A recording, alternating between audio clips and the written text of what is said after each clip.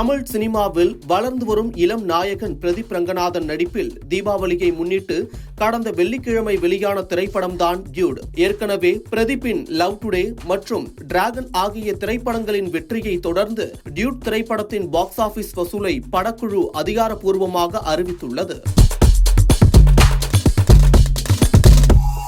இயக்குனர் சுதா கோங்கராவின் உதவி இயக்குனராக பணியாற்றிய கீர்த்தீஸ்வரன் இயக்கத்தில் உருவாகியுள்ள டியூட் படத்தில் மமிதா பைஜு, சரத்குமார் உள்ளிட்ட பலரும் நடித்துள்ளனர். நடிகர் பிரதீப் ரங்கநாதனின் திரைப்படங்கள் இன்றைய காலகட்டத்தில் நடந்து வரும் காதல், அதனை சுற்றி வரும் கதாநாயகனின் வாழ்க்கை என காமெடி, சென்டிமெண்ட், எமோஷன் என அனைத்தும் கலந்த கலவையான ஒரு கதையாக இருந்து வந்தது.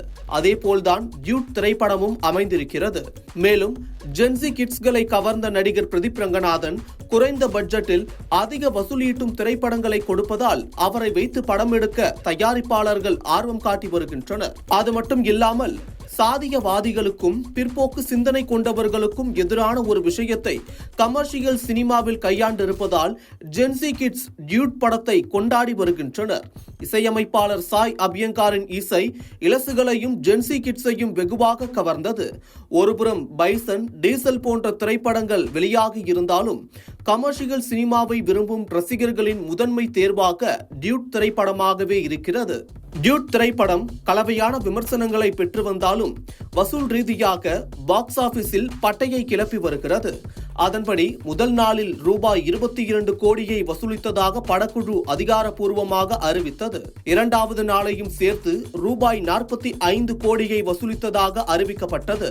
மூன்றாவது நாளில் ரூபாய் 66 கோடியும், நான்காவது நாளில் ரூபாய் 83 கோடியும், ஐந்தாவது நாளாக ரூபாய் 95 கோடியை வசூலித்து பாக்ஸ் ஆபீஸில் சாதனை படைத்து வருகிறது.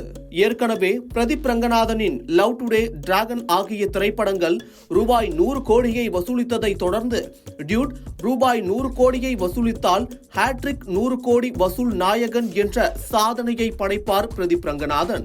அது மட்டும் இல்லாமல் ரூபாய் 25 கோடி முதல் ரூபாய் 30 கோடி பட்ஜெட்டில் எடுக்கப்பட்ட இந்த திரைப்படம் ரூபாய் 100 கோடியை நோக்கி செல்வது அவரது கமர்ஷியல் மார்க்கெட்டையும் உயர்த்தும் என்பது குறிப்பிடத்தக்கது.